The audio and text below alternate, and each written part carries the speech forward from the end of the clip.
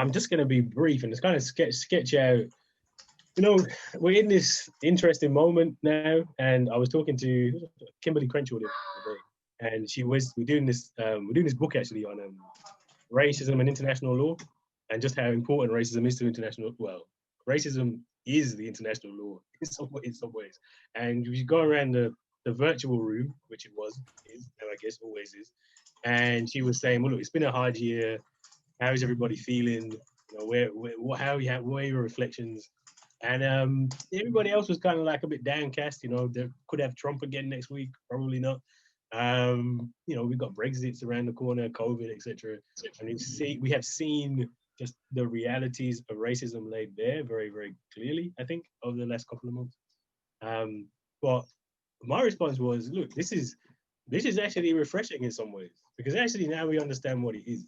Like, you can't, well, I suppose you can, and people probably will still continue to pretend that racism doesn't matter and it's not that big an issue, etc. We moved on, etc. But if you look at what's happened over the last few months, it should be open. It should be 100% abundantly clear just what the stakes are. I mean, the COVID-19 disproportionate deaths tells us that racism is a matter of life and death. Right? It can't be reduced. Shouldn't be reduced to the individual. You know, it's not about. It's not just about, or say, it is about. It's not just about our individual experiences or individual expression. It is about the systemic inequality which causes these deaths, which causes Black people to be brutalized by the police, actually, which causes the protests in Nigeria around EndSARS and the way the police brutality there. These things are all connected. So, in some ways, I'm refreshed because, like, now we understand, and well, now we should understand, because the big problem with the way that racial relations has gone in the last 10, 15 years is, you know, we've had these big movements and protests and histories of resistance, which have been really successful, actually, generally, both in the US, broader, certainly here. You know, as it is Black History Month, it's important to recognize some of the history here. So, you know, we still have a civil rights movement, which is for access, change, has got racial relations legislation. In fact, we have some of the best legislation in the world. The Equalities Act of 2010 makes it the legal responsibility of all institutions to be actively anti-racist. I mean, you know, we've made all these wonderful changes. We have Black professors, well, a few of us anyway, not that many, but there's some, right? And if you look at what's happened over the last 40 years, we've been so successful in opening up the system to some extent, right? We had, I think, fallen into a false sense of security, where like we're going in the right direction, everything's getting better, isn't this wonderful? That was always not true, right? That was always a mirage. In fact, Black Lives Matter protests happened. They started under the first Black president in the United States. We had exactly the same problems under Obama as you have under Trump. You have exactly the same problems here now. If you under Johnson, and if Corbyn had got in power, wouldn't have been that different. It just looked a bit different, right? So now is quite a good time, hopefully, so we can have a completely different conversation where we understand that it's not that what we've done was necessarily all bad, but there's a road that we've traveled down around race relations, which has led us to this point. And this point ain't really that much better than the point it was when we started. But the only real difference is there's a few more people like me, right? Like, generally, that is the only real difference. If you look at for the most of us, it's not that much better than it was, and racism is still having these really deadly outcomes. So it should be a moment where, hopefully, that's how we're starting to address it.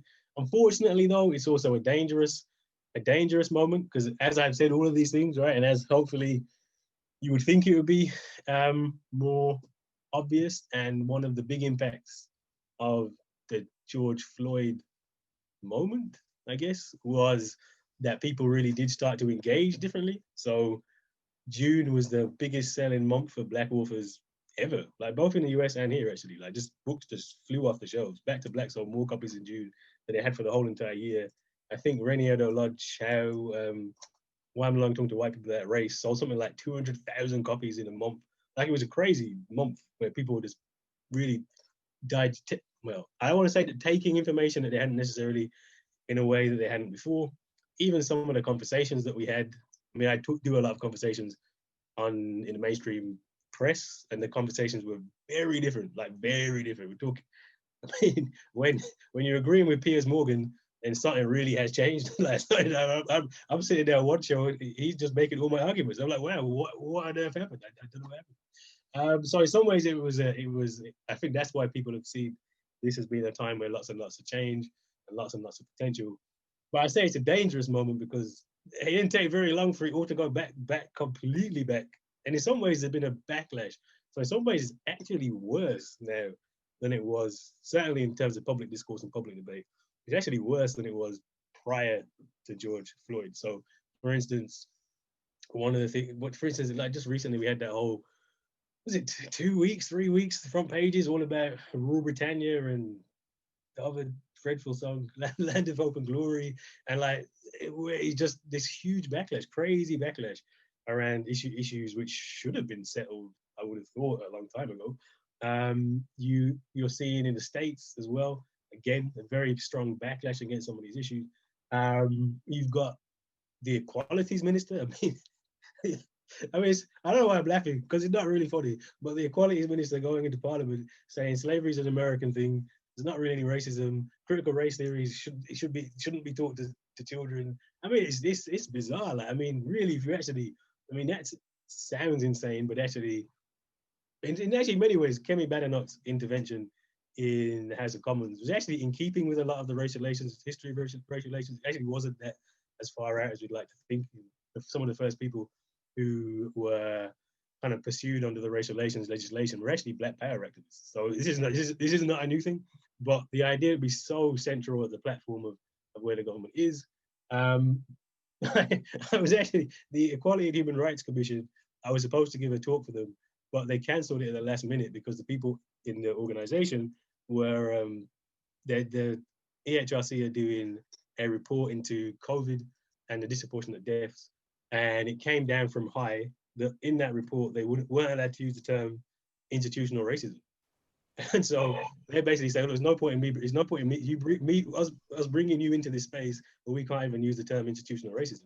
And that's the body that's supposed to, it's all this law I just mentioned before. We have great law, right? But the body that's supposed to kind of enforce that law doesn't even use the term institutional racism. So we're in these really strange times where on some levels, it should be obvious, we should have shifted the debate.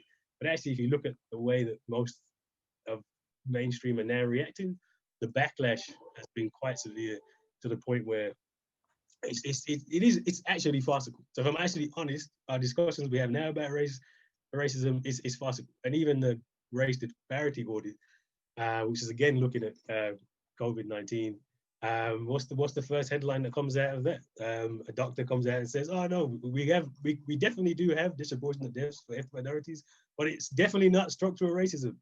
I mean, where are we? Like, really, where are we? So in some ways, I guess I started off by saying I was refreshed, but now I don't even know anymore because it's the backlash against just talking sensibly has been quite swift and quite severe. So we're in a dangerous moment as well, and I think it's important that we have to keep up pressure. Like this is where the pressure always comes from minoritized communities, always comes from activism, always comes from us having to make these arguments again and again and again. But I think at least for us, I think that we can see it now. We can see the stakes now, and I think this is a really pivotal moment to keep pushing because otherwise we're just gonna. Otherwise, what happened over the summer will just be a moment. I mean, I think it probably already was a moment, but there still is a potential to turn that into a much bigger movement where we can start to at least sort of talk about change in a more meaningful way. But my main worry is that A, that's not happening, and B, in a way that it is happening, it's happening in a way that it's not really happening, right? What is Stuart Hall said, the change that makes no difference, right? The difference that makes no difference. And I think that is kind of where we are at the minute, especially around something like reparations we talk about after, but like if you think about, for the first time, companies talking about reparations, but they don't mean reparations at all. They mean PR they mean PR objectives to make themselves look better rather than reparations. And if the government can't have a conversation about institutional racism, then I don't really know where we're supposed to be going. So actually, I was going to try it in positively, but it just it didn't. It ended really negatively. So, but it's a Q&A, so maybe the Q&A it will get more positive. But yeah, I'll stop. Thank you, Kehinde. Yeah, save up some positive for the next bit, okay? Cindy, the thing that I didn't mention about Cindy is she's actually doing a PhD at Cardiff University as well. And there she is in her office. Yes, and I have to apologize in advance if Ederone decides to suddenly blank out, which I hope it will not do. I am so happy to be here with you all today. Many of your faces I'm very familiar with, and I'm so pleased to see you because I think this is the first time that I'm seeing some of you in a very long time. So thank God I'm still me, guys. I have not changed. And COVID has not changed me. So I'm really pleased to be here, and I guess I'll just crack on.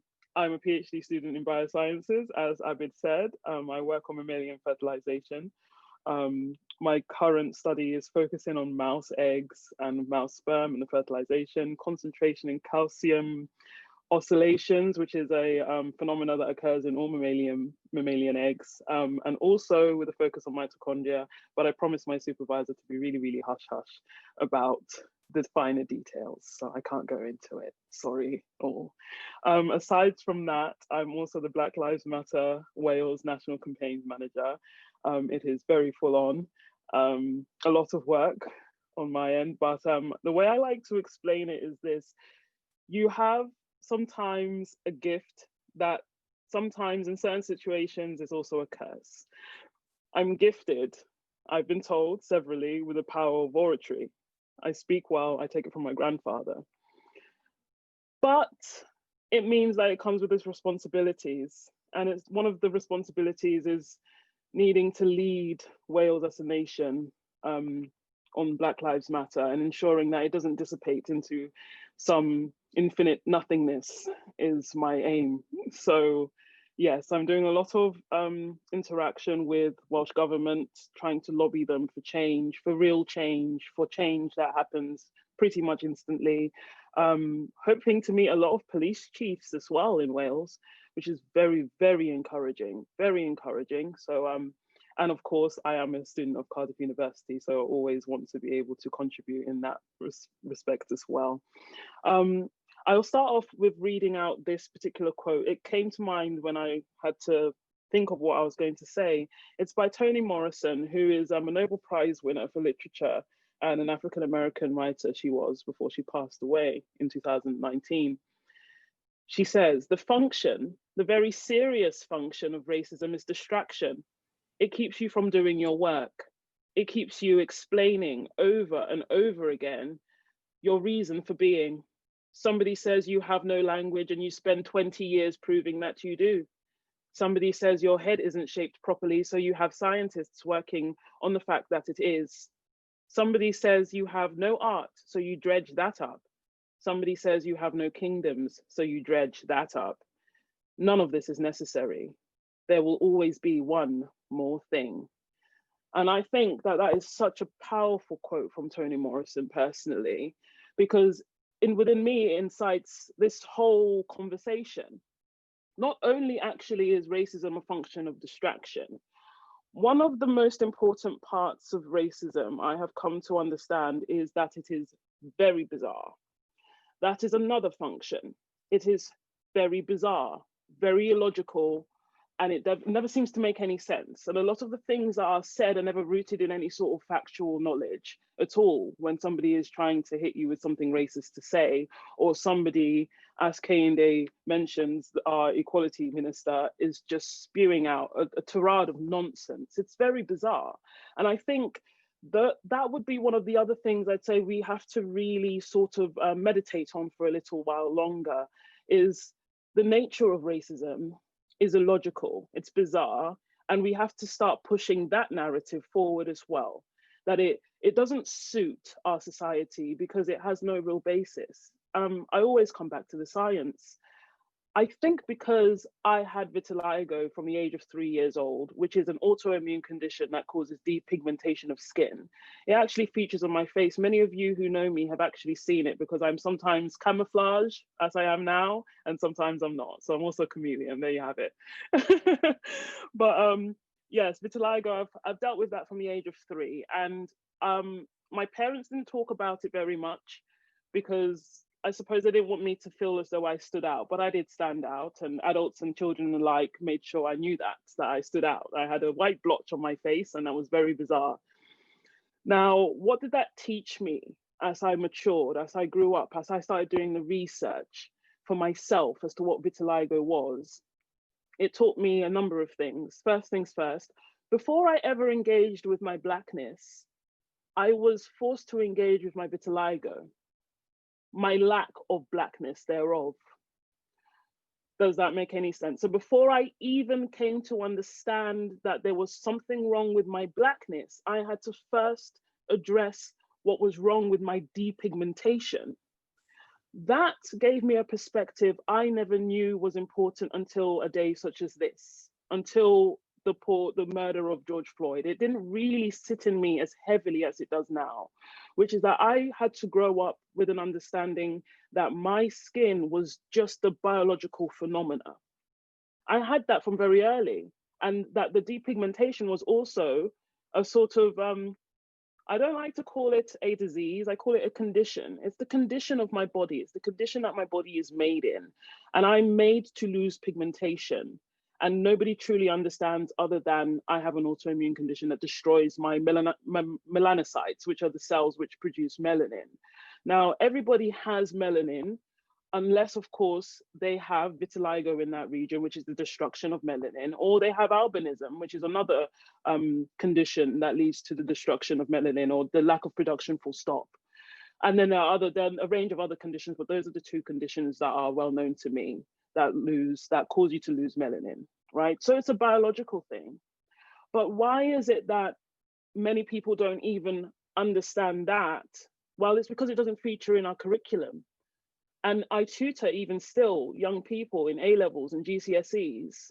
Now it's moved online, it's very different, very hard. So I do feel for all of the lecturers that are doing that right now. I commend you highly. It's very good work that you're doing. But I digress. I come back to the point, which is that I do tutor, and I have seen the different curriculums from WJEC to AQA to EdExcel. Not one of them cover the topic of melanin. Now, this is where we start thinking about how our racism, and I do say our racism because we all belong to this one society, our racism has fed into our curriculum. It has completely blindsided the whole idea that we have already deduced that our skin pigmentations and the variations biologically are down to this thing called melanin, of which there are 4 forms, eumelanin, pheomelanin, I forget the other 2, but there's different forms. And depending on the quantities of those different forms and the concentrations, that is how you will start to express phenotypically in your skin. You know, we know this. And I think that's part of the reason why I get so frustrated sometimes, is because the bizarre nature of racism takes away from the science that we know today. And the bizarre nature of racism even leads some of our very bright minds in science down a very dark trail where they themselves execute this discrimination against Black people, when they themselves should know this fact, that we've long passed that era, that time has gone, we need to let it go. So I think part of the reason why we are failing to move forward to a large extent is because we are failing to challenge our minds to push past the barrier and progress. We are actually almost not asking the right questions in order to get the right answers. Again, a very scientific thing of me to say, you know, but that's the truth. My supervisor presses on the right questions, the right quantities, what's the right data? Like, what are we looking at the right things? Now, that leads me to the next topic almost, which is that one cannot deal with racism in the same way we have dealt with everything else. Why? Because it is a different system, almost. In order to resolve racism, you need to create a new system. It cannot operate underneath the systems we already have. Why? Because we know that institutional racism exists. What does institutional racism actually mean? It means that the bricks and the mortar that have been used to create the system in which we already exist are in themselves racist. And it's going to be unbelievably difficult to recognize every single brick that contributes to the racism within that institutional structure. Does that make any sense? Am I making sense here? So that means that you need to create a whole system entirely.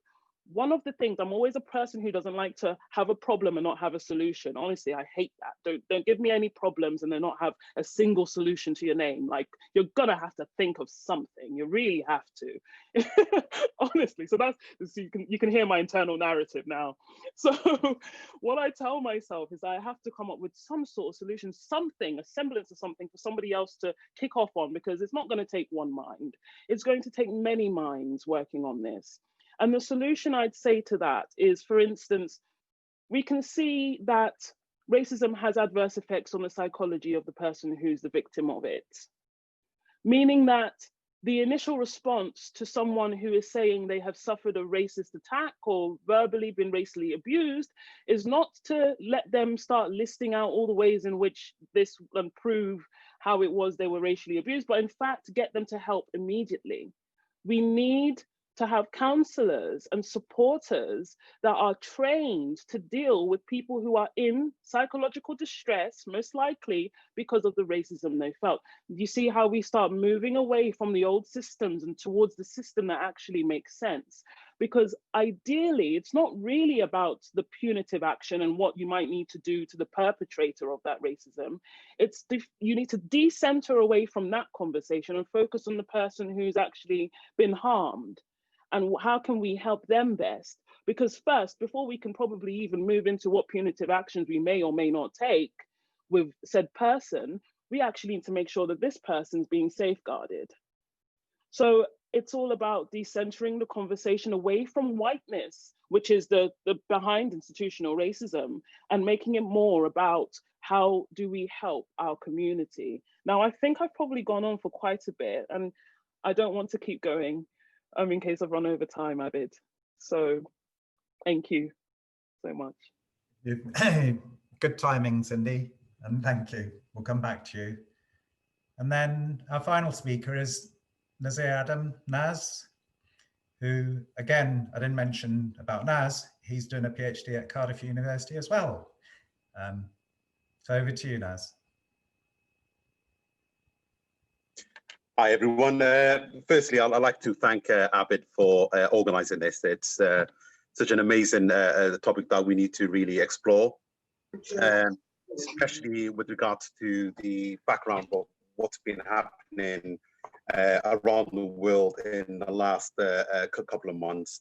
So 2020 has held, I believe, a mirror up to the world and forced many of us to see the reality of racism in all its form, from Black people dying disproportionately in the pandemic, to the horrific murder of George Floyd, Breonna Taylor, who was a 26-year-old emergency medical worker killed by the police in her own home, and to in the UK as well. We always talk about America, but it's also looking at the UK and looking at Wales. You know, we've had Christopher Capaster in Wales and Shukri Abdi in Manchester.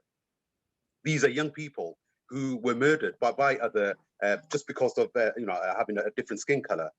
So in the UK, I think the scale and the impact of institutionalized racism has been laid bare, with young people, with young Black men being stopped and searched 20,000 times. We look at in London and more even in Wales, and actually looking at the disproportionality of how many young Black men are actually locked up in our prisons, looking at that disproportionality. So for me, it's, I think, and also I think, well, MPs were also stopped and searched, barristers, senior police officers, sports people. We've seen it on our TV. So Black Lives Matter protests around the world has sparked a commitment by many organizations, individuals, community members to educate themselves about Black history, about heritage, I'm a proud Welsh Somali who grew up in Bhutan, which is one of the most beautiful places to grow up in terms of being multiculturalism, where you have 46 nationalities or over 46 nationalities living in a square mile radius. When I joined, I became the Black History creator at the National Museum of Wales. For me, when I walked in, I couldn't really see myself inside the museum. And this is a place that should have told our strong heritage, especially here in Wales and in South Wales, with the contribution made by our elders, from Somali to the Yemeni to the Afro-Caribbean to the Africans who actually came down here to develop the economy, the social, and contributed so much. And even as far as we've only just recently recognized our merchant sailors who have, given all, their lives for the UK and for the freedom of people. And thanks to the late Patty Flynn, who has been fighting for this, to have a memorial to celebrate the existence.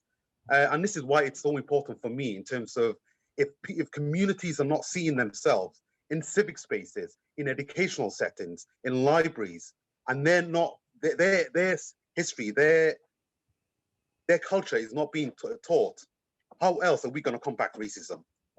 So we need to start with that. I absolutely agree with Cindy when she said about education. That's the first and foremost thing that we need to really address in terms of education. But also, I think that my counterparts, our white people counterparts, they need to understand as well and address and really understand what white privilege means. And until we understand what white privilege is and what it means, we're not going to address any of these racism at all. And until we really value that and see from that perspective and really see the realities and the different realities that exist within our communities, because there are different realities. The Black Lives Matter address that. The large movements have addressed that. Racism in our institutions have seen that.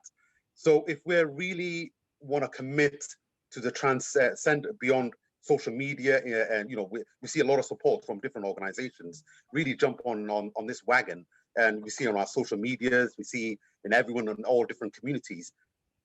We really need to embrace our history, our culture, and different cultures that made Wales as it is today.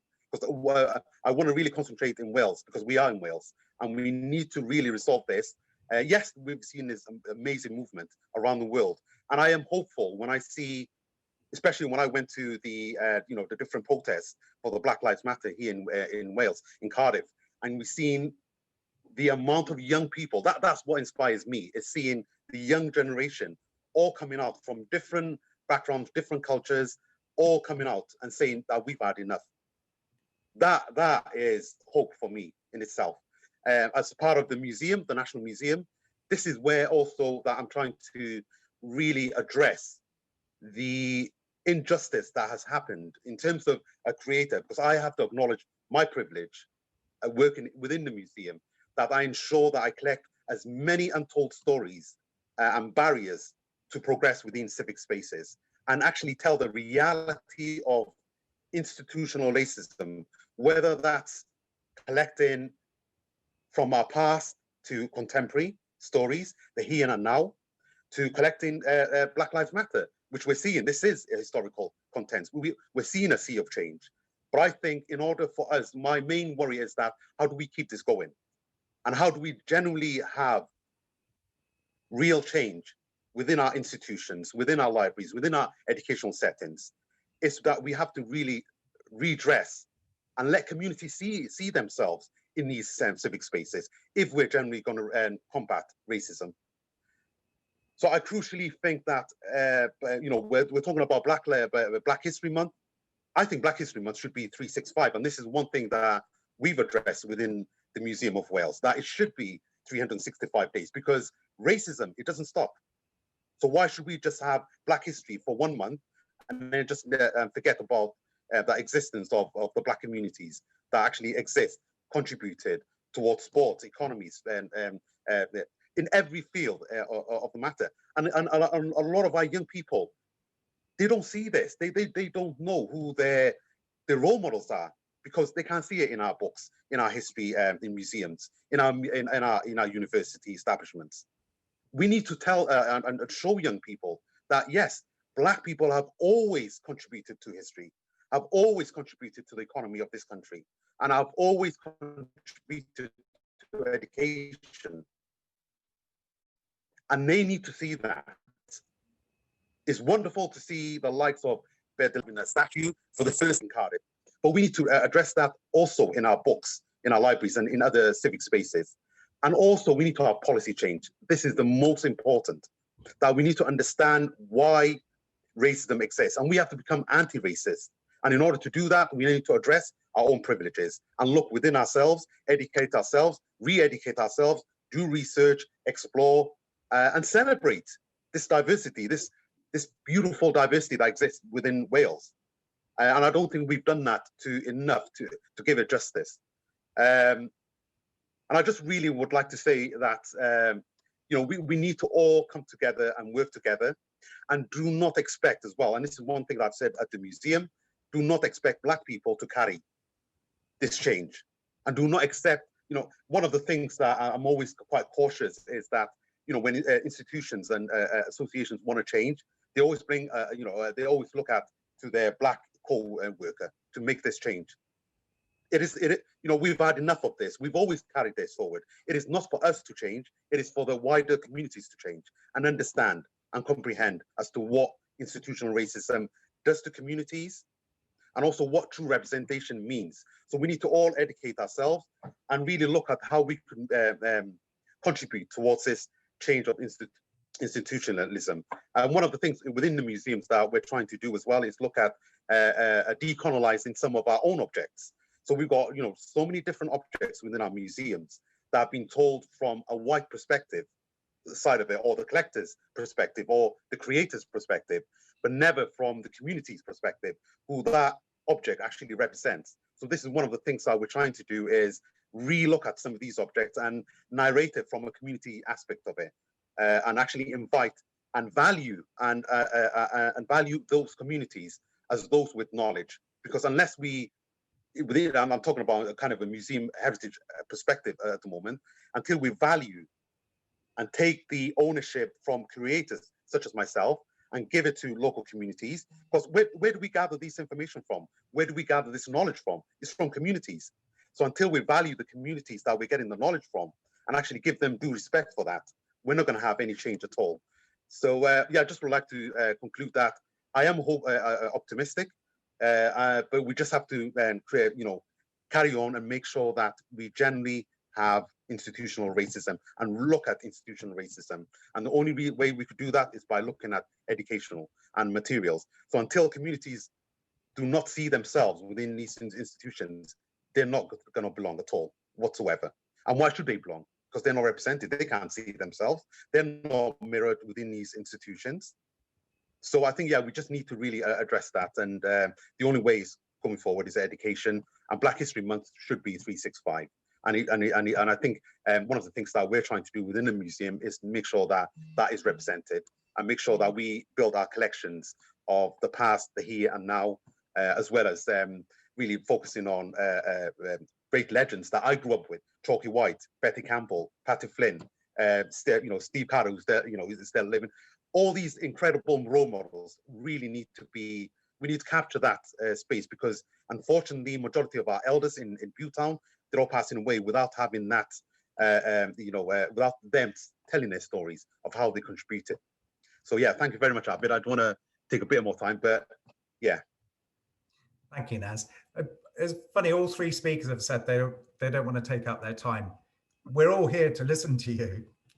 I think before I get on to the questions, just the kind of themes that have emerged for me around something around language, something about the words that we use, something around we've had enough.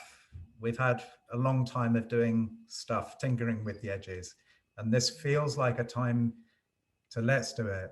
And the let's do it needs to be all of us together.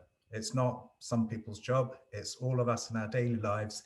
It's in our education, our material, the way we teach, who teaches, who learns, all that kind of stuff. And Naz talks about the images in the museum. So let's bring in images that represent the society that we live in, that created this society. But also we have images that were stolen from Black countries. Let's label them the way they should be. Let's actually label art. Let's name it. So I'll just go, that's my little rant. Let's go through just some of the questions.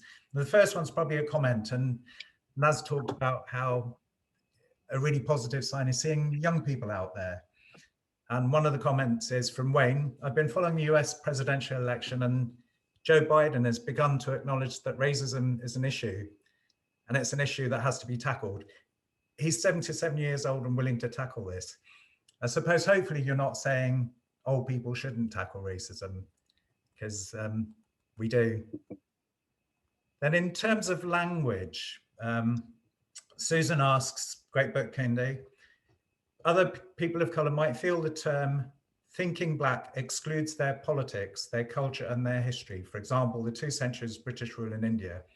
What are your thoughts on how Blackness can be truly open to other diverse cultures and representations?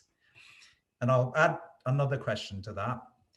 Fadili talking about, it's really great to hear minoritized communities and that kind of struggle between BAME, people of color, whiteness, color, and minoritized communities seems to really reflect what we're trying to say.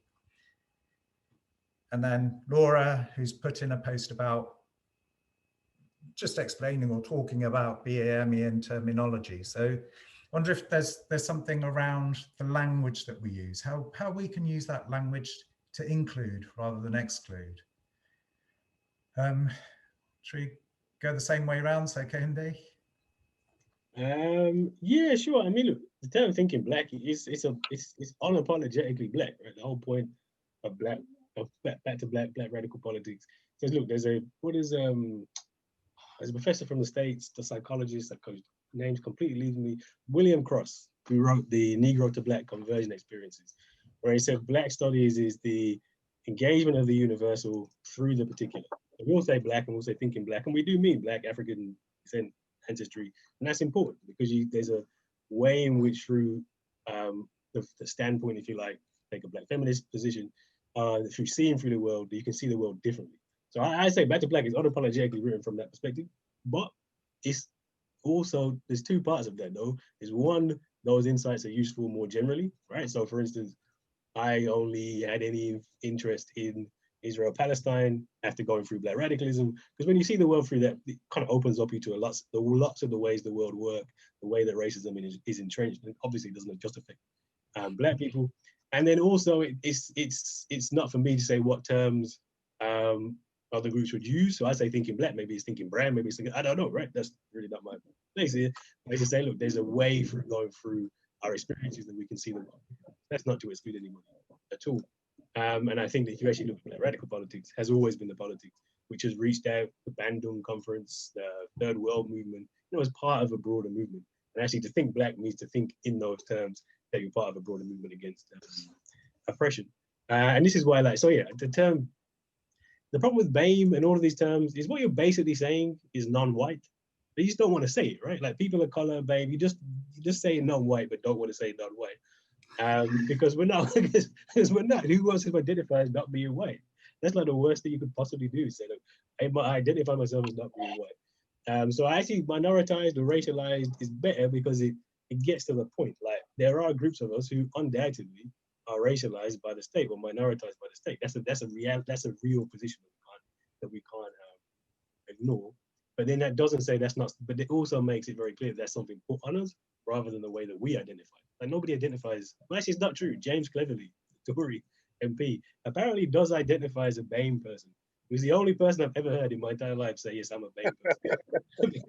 No, it's not a useful thing to do. But I think, yeah, minoritized, racialized speaks to this estate thing, and then how we actually choose to identify, and I'd always say Black.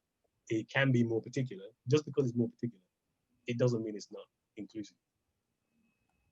Thank you. Cindy, do you want to add anything? I would add, so just off run off of what Kende has said to some extent, where he's mentioned this idea of it minoritized and racialized works a bit more, and I'm really tempted to break it down because I'm a lot lower than all the rest of them, right? In terms of academia, I'm down here a little bit in terms of I'm younger and everything. So here we go. I'm gonna go for it. I'm glad you're chuckling. It's just a joke, but I'm gonna make it more simple in that by using my lived experience as a vehicle for what that actually really means. So I always like to express I'm only Black in Britain because Britain has literally made me Black. Britain has put a label on me, which is Black. When I go to my motherland, Nigeria, I am Urobo, which is my tribe. I am not Black because we're all Black. So that would be a bit silly of me to say I'm Black because, well, duh, you've got melanin in your skin of a certain expression because we live in this side of the globe underneath the sun and you need protection from UV rays. Like I'm trying to really break it back down and say, we can't really answer those questions any longer. This is me pushing for our progress. We can't answer those questions any longer without going back to the basics, which is the science that runs us behind, because we miss out on opportunities for propelling the actual, the reality of what this thing that we now call race is, this societal construct. So minoritized does it and racialized does it as almost as though they are a mechanism. It's almost like giving the cogwheel a name, but that does not name the person who is being crushed on the other side of that cogwheel because it's actually a bigger, I don't know, crushing machine, let's say. Do you see what I mean? It's the name of the cogwheel, but it's got nothing to do with the person. So we need to separate those two and realize, okay, so Cindy within Wales or within the UK is racialized and minoritized as a Black person, and also as a BAME person. That's how I'm having to deal with this system. But Cindy herself is not Black. If you were to ask Cindy how she identifies, she would tell you she's an African, but would probably tell you first that she's Urobo, from the tribe of Urobo, which is in the deep south of Nigeria, rainforest land. And that will start giving you an idea, even to some extent, of my genetical makeup. Now that's more a true reflection of who I actually am. Much more so than Black. Black does not tell you I'm from the rainforest. Black does not tell you that my people migrated from a certain region within Africa, came down, settled in Benin, and then moved on from there after wanting to spread out there. That doesn't tell you that, but I can tell you that if you would ask me what it is I identify as. So that's why we need to stop oversimplifying things and breaking down things into acronyms without offering like a greater background and insight as well. So that's what I'm trying to provide here with my answer to that question, a bit of insight, and say it goes much further than BAME. It's why are we trying to condense ourselves as humans when we are so varied biologically? And that is part of our strength. That is the reason why some of us are actually, lo and behold, very sad to say, but surviving COVID is because of the variation. And in fact, some of the cure might be in the variation between us. Do you understand where I'm coming from? We have to start approaching these conversations in a logical way so that we can defeat the illogicalism of racism. Yeah, I think that's all I'd say, Abid. Thank you. I won't ask you to comment on that one, as just in terms of time, just another couple of comments. Karen's put on the wonderful program Black and Welsh that was on Tuesday night. Be on iPlayer, just brilliant. Althea's raised her hand. I can't see her on her screen. Yeah, I just wanted to, I kind of wanted to say something, and I'm sort of hoping somebody will dispute what I have to say so I can be a bit more educated on it. And Cindy, I'm probably firing this one at you. Some of the things you said really resonate with me, and I feel that this is the kind of thing that I've been saying since I came to Britain. So I'm originally from a country called St. Lucia, and I came here quite as in my 30s to university. And I didn't realize I was really Black until I came to Britain, because St. Lucia is mainly a Black society. We have white people, but because people are living harmoniously racially, there isn't a lot of racial tension at all. And so I didn't realize how Black I was until I came. I didn't realize I was BAME. I didn't realize I was a minority, which a word I absolutely hate. I didn't realize all of these things that come upon me, and I didn't realize that. And I've always sort of felt really uncomfortable. And then what happened was, so I'm just giving my experience. What happened was, when I say white people, I feel like I'm being racist towards white people. Does that make sense? Inside of me, I feel uncomfortable calling white people white, because I feel like as if I'm attacking them by saying that, mainly because I didn't used to see them as white people. I saw them as people. But because they've put all these labels on me, I have to make distinctions, and I have to say the white lady. So, excuse me, Karen. Karen, I will say the white lady. But I wouldn't want to have to call you the white lady, Karen, other than a lady. And then I met a very high anthropologist who schooled me and educated me in the science of what you're talking about, Cindy, which is basically said there's no such thing as, there shouldn't be anything called racism, because we are all one race, scientifically. Yeah. He said there is no difference to us, and this is an expert who's in a lab every day. He said the only difference in us, according to science, and Cindy, you could tell me if I'm wrong, if he was wrong, so he's not me, is the only difference is that we have a different bonehead structure. So if you're going deep into science, and that's the only difference that changes our bonehead structure. But fundamentally, human beings are all the same DNA-wise. Genetically, we are all the same. Now, when I was younger, Cindy, coming back to what you're saying again, I remember never ever being told about why my color was dark skin. Why I was dark skin. Now I'm a bit brown skin. I'm not heavily dark, but I'm brown. Well, I'd like to believe I'm brown skin. I was never told why I was brown skin. Nobody talked about it. All the history they taught me about Black and white was never relating to how we were, what we look like. And there's an actual science to it. And I find it fascinating that my son will grow up in this world and no science person will sit him down in school and teach him about why he's dark skinned. And it's mainly, again, because of the levels of melanin in your skin. Absolutely nothing. Because I grew up with a girl who was albino. I grew up with two albino, a family who was albino. My brother is a lot less fairer than me. My ex-boyfriend was almost white, but he was a Black guy. And something you don't see in Britain, you see in St. Lucia a lot, which is very high, fair-skinned Black people. So where do they fit? They're not race. They're not mixed race. They're not. Their mothers wasn't white and their father is Black. They're just really fair skinned. So I have friends of mine who are as fair as possibly. Karen, as fair as you, and they're Black. They're not mixed race.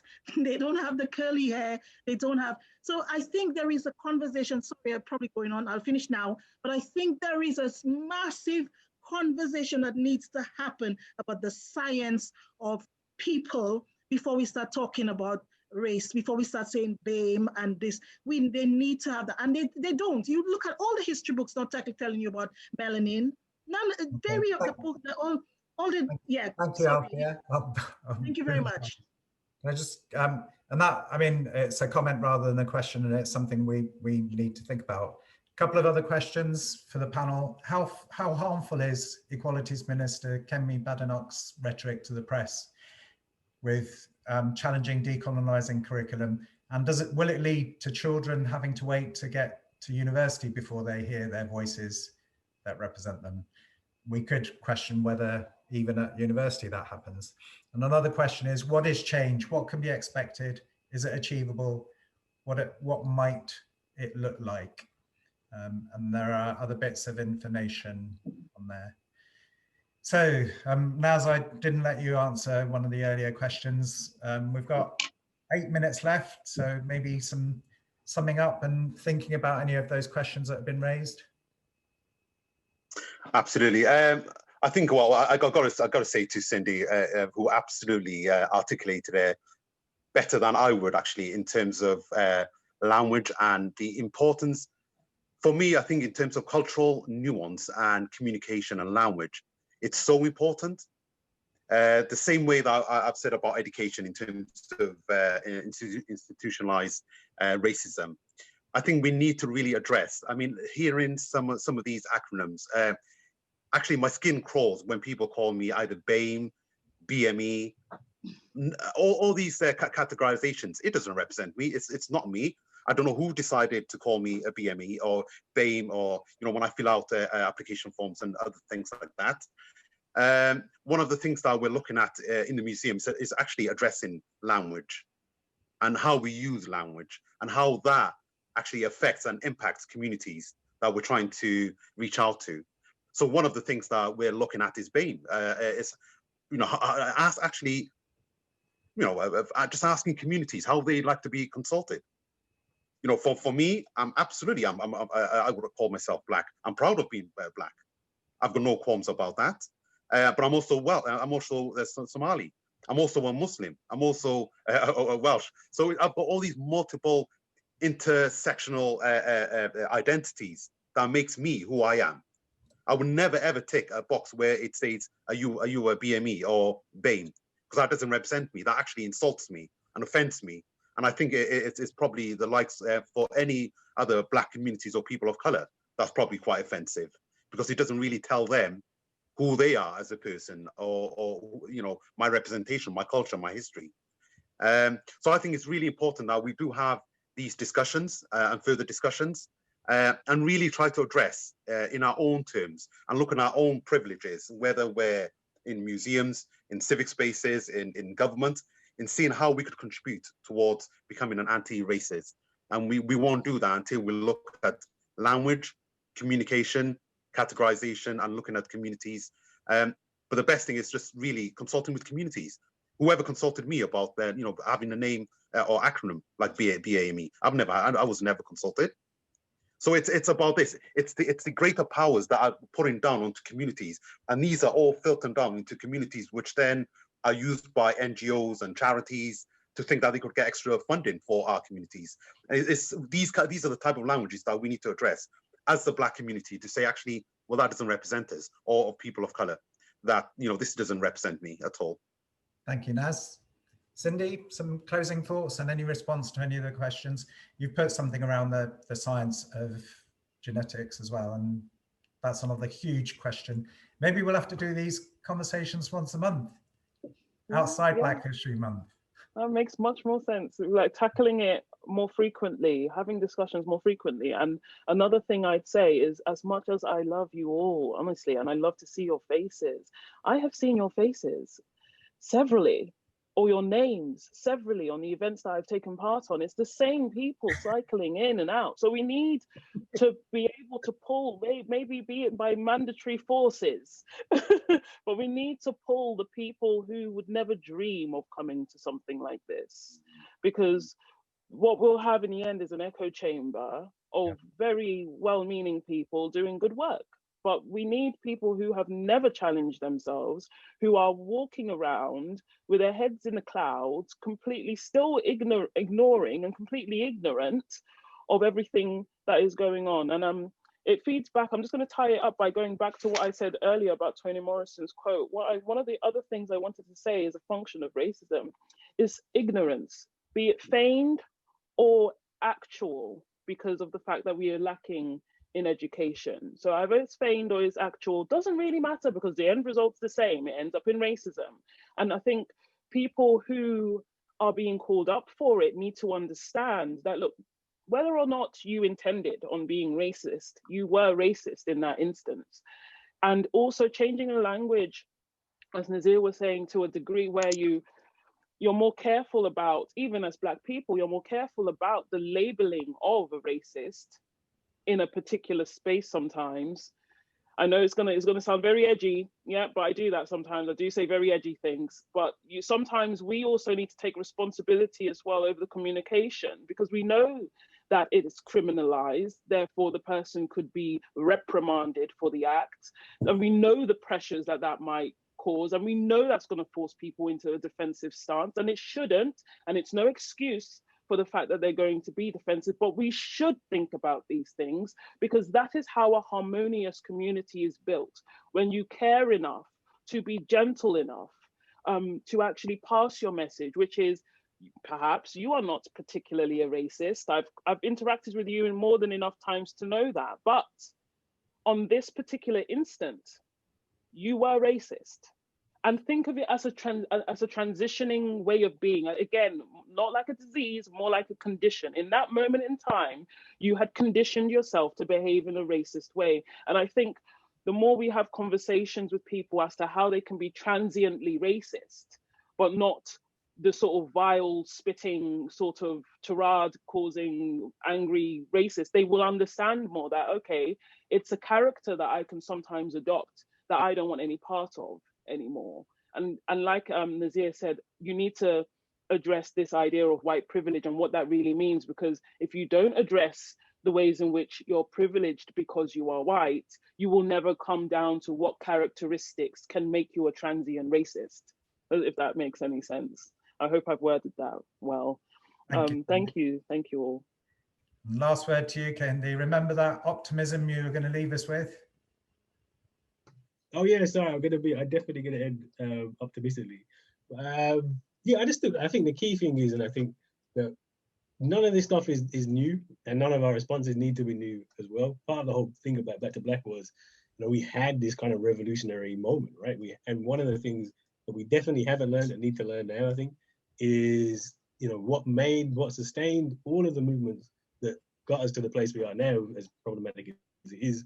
They were global movements. Like, these were international movements. You came to Britain and had Black activism, and it had people from the Caribbean, people from Africa, people from America, people from all over the world come through this space. And they informed each other, they connected to each other. This was a really important part of that movement. So we're thinking about terms and thinking about what we're trying to do. We have to be thinking globally. And too often we get kind of stuck in this national thing. Like, this is actually the benefit of, I always say, by thinking Black is radical.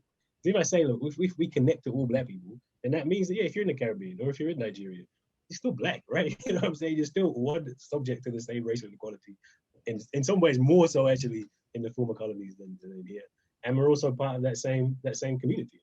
And that responsibility then has to be more urgent, because the problems that were faced in the former colonies, where my family's mostly Caribbean, are more urgent actually than some of the problems we're facing here.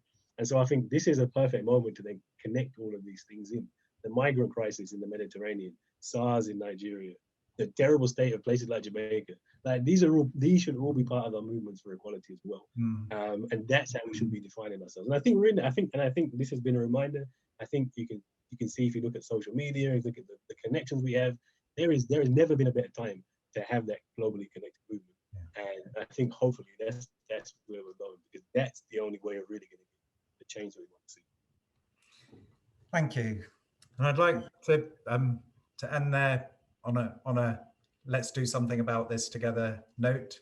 I'd like to thank each of our speakers, Kendi, Cindy, Naz. And I'd like to thank Izzy from the Student Race Equality Steering Group for managing things in the background and reminding me to press the record button, etc. One thing you can do is to think about one thing you can do to make a difference today, and do it, and think more long term. And even if it is just talk to a colleague, as Cindy pointed out, we're really familiar with each other. Point out to someone who isn't here, actually, you missed something really good. And it'll be on the university YouTube channel, and there'll be something else. So thank you all for coming, and stay in touch, I suppose.